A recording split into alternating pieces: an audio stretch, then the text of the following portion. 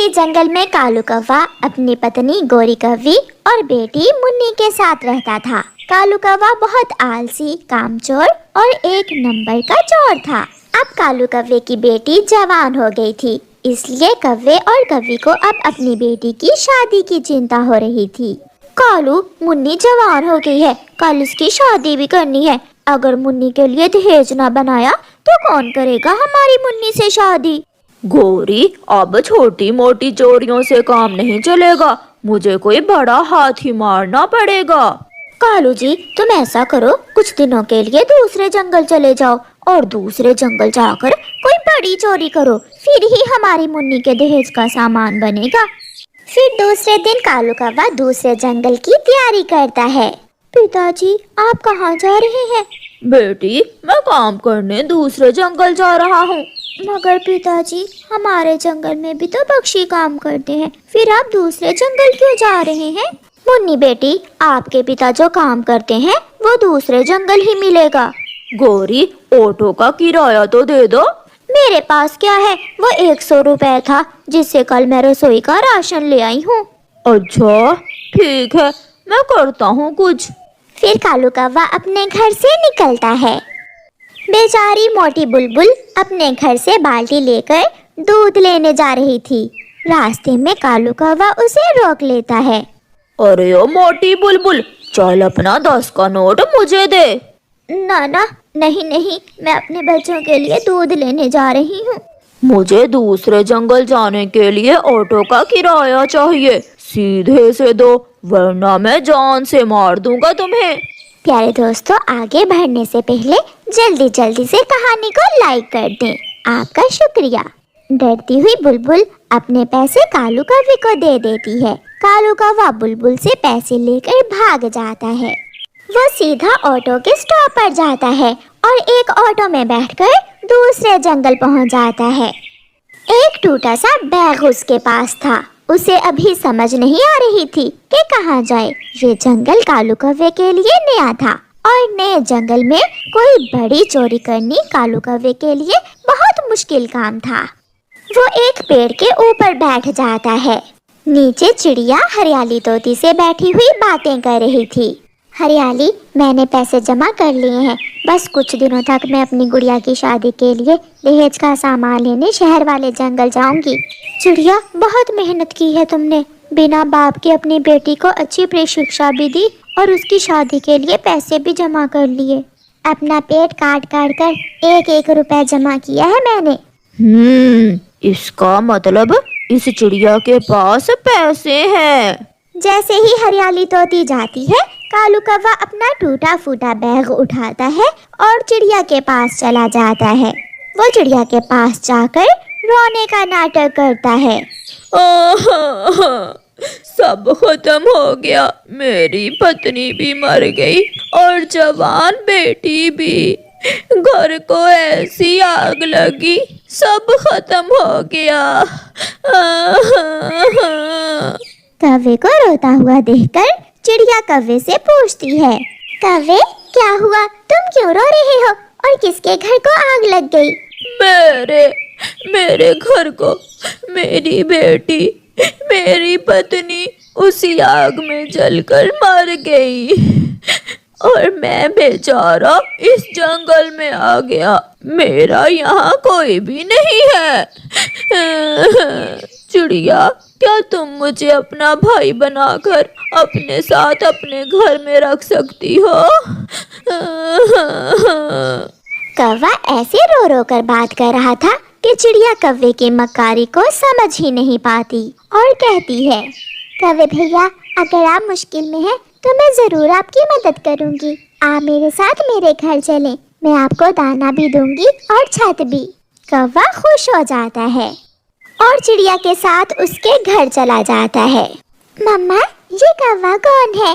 गुड़िया बेटी, ये आपके मामा कौवे हैं। आज से ये मेरे भाई और आपके मामा जी हैं। बहन जी, आपने मुझे अपने घर में रहकर बहुत बड़ा एहसान किया है मुझ पर। आज से मैं जो भी कमाऊंगा आपको ही ला कर दूंगा। कौवे भैया, मुझे आपकी कमाई की जरूरत नहीं है। आप मुश्किल में थे, इसलिए मैंने आपकी मदद की है। फिर उस दिन के बाद कालू कौवा चिड़िया के घर में रहने लगता है। कालू भैया, मैं और गुड़िया बाजार जा रही हैं, आप घर का ध्यान रखना। जाइए जाइए बहन जी, निश्चिंत होकर जाइए, मैं घर में ही रहूंगा। गुड़िया और उसकी मम्मा बाजार चली जाती हैं। चिड़िया ने पैसे जरूर इस संदूक में छुपाए होंगे। कौवा संदूक खोलता है, कपड़े इधर उधर करके सब देखता है, मगर उसे संदूक में से कुछ भी नहीं मिलता। यहाँ तो कुछ भी नहीं है। हाँ, उस अलमारी में होंगे पैसे, मगर अलमारी को तो ताला लगा हुआ है। मुझे कुछ दिन और यहाँ रहकर किसी तरह चिड़िया से इस ताले की चाबी लेना होगी। कौवा ऐसे सोचता है। मम्मा चिड़िया और उसकी बेटी भी बाजार से कुछ चीजें खरीदती हैं। गुड़िया बेटी, वो लहंगा कैसा है? आप उस लहंगे में दुल्हन बनकर बहुत अच्छी लगोगी। हाँ मम्मा, मैं भी यही देख रही थी, मगर मम्मा वो लहंगा बहुत महंगा होगा।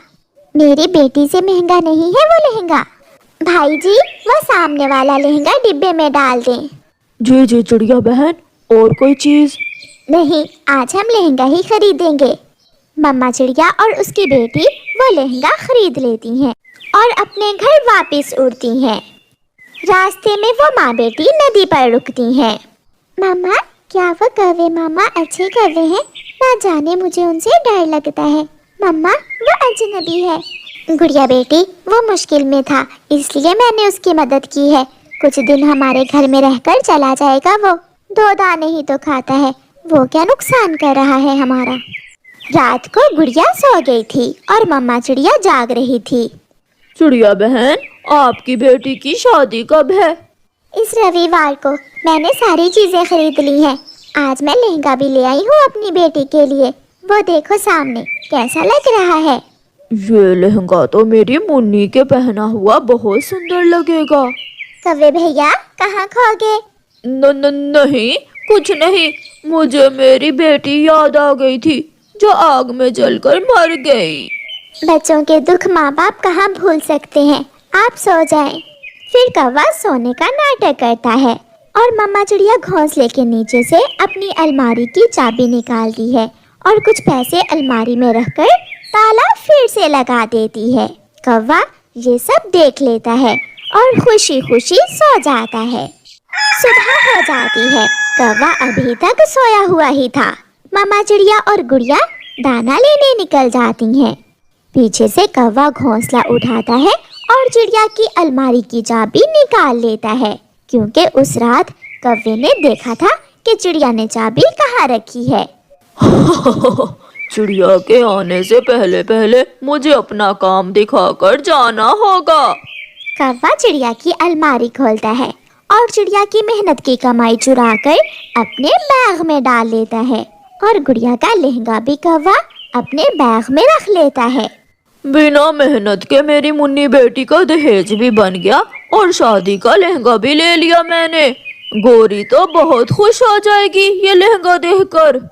दरवाजे में खड़ा होकर कौवा इधर उधर देखता है और स्टॉप से ऑटो में बैठकर वापस अपने जंगल चला जाता है।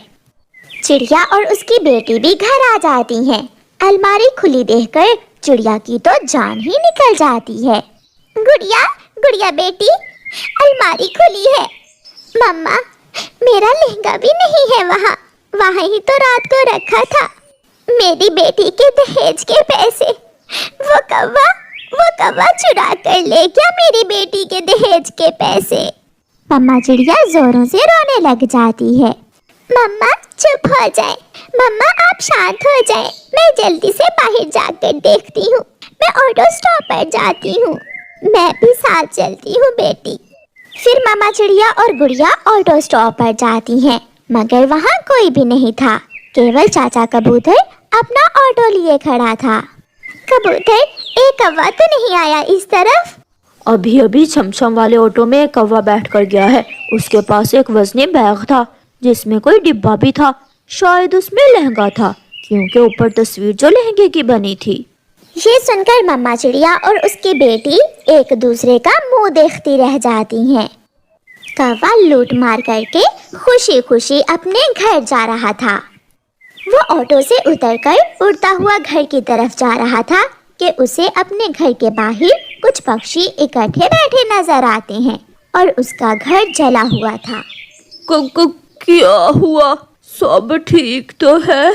और मेरा घर कैसे जला? मैना बोलती है, कौवे कौवे, बहुत बुरा हुआ, आपके घर को आग लग गई और आपकी बेटी और पत्नी जलकर मर गई उस आग में। ये सुनना था कि बैग कौवे के हाथ से छूटकर नीचे गिर जाता है और उसके कानों में उसकी अपनी ही आवाज गूंजने लगती है, मेरे घर को आग लगी, मेरी बेटी और पत्नी जलकर मर गई उस आग में। कौवा चुप था। उसमें तो रोने की भी हिम्मत ना थी, क्योंकि उसे ऐसा महसूस हो रहा था जैसे उसने अपने घर को आग अपने ही पंखों से लगाई है।